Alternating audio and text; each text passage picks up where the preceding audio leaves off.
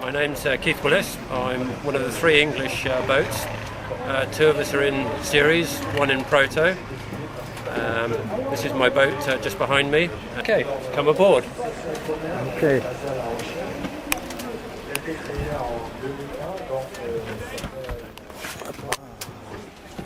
If we start in the cockpit, which is where we spend most of our life, we have seat backs and adjustable footrests, and we spend a lot of time sat arming here with the usual sort of instruments and everything led aft so that we can do as much as possible without moving. And down below,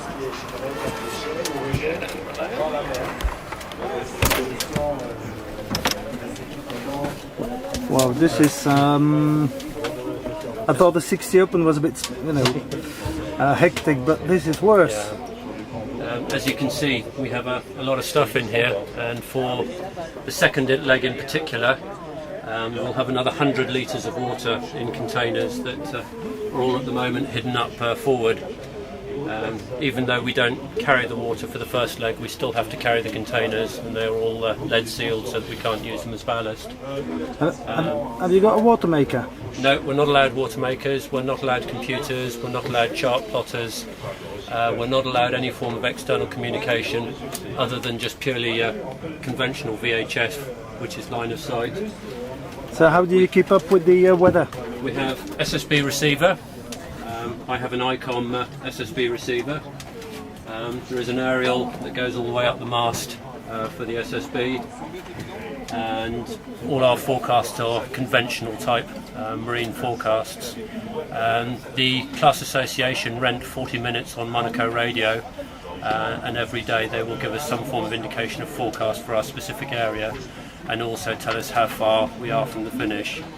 They don't actually tell us our positions, so we don't actually know where we are in terms of east-west spread, but we have an idea of whereabouts in the fleet we are, which in some respects is more frustrating almost than knowing exactly where you are.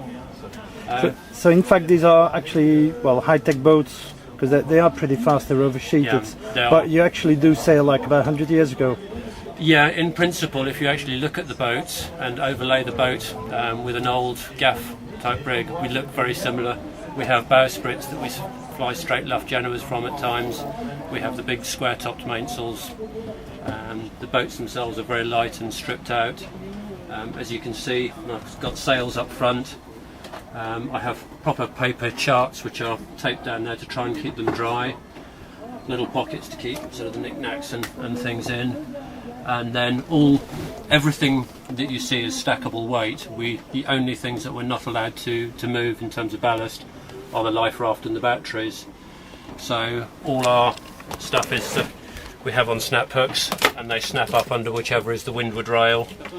That particular one is all sort of tools and spares and climbing harnesses and climbing kit for going up the mast and spare rams.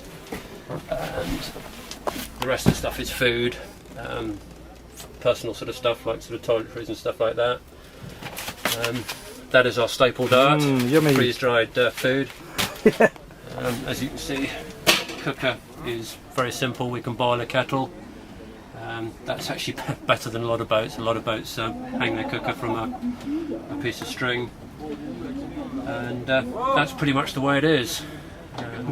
Once we're actually sort of sailing, everything is all on the windward side, going upwind, and as far back as possible going downwind, but the boat is essentially empty. That's the loop. Yeah. First aid kit, and that's it when it comes to comforts. So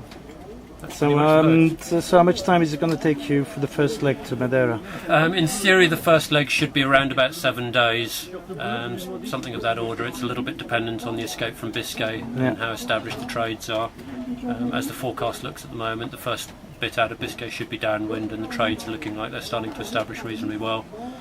So the first leg should be reasonably quick, so 7 days should be about right. The second leg Again, a little bit depends on the doldrums in particular, but round about sort of 20-21 days should be about right for the second leg.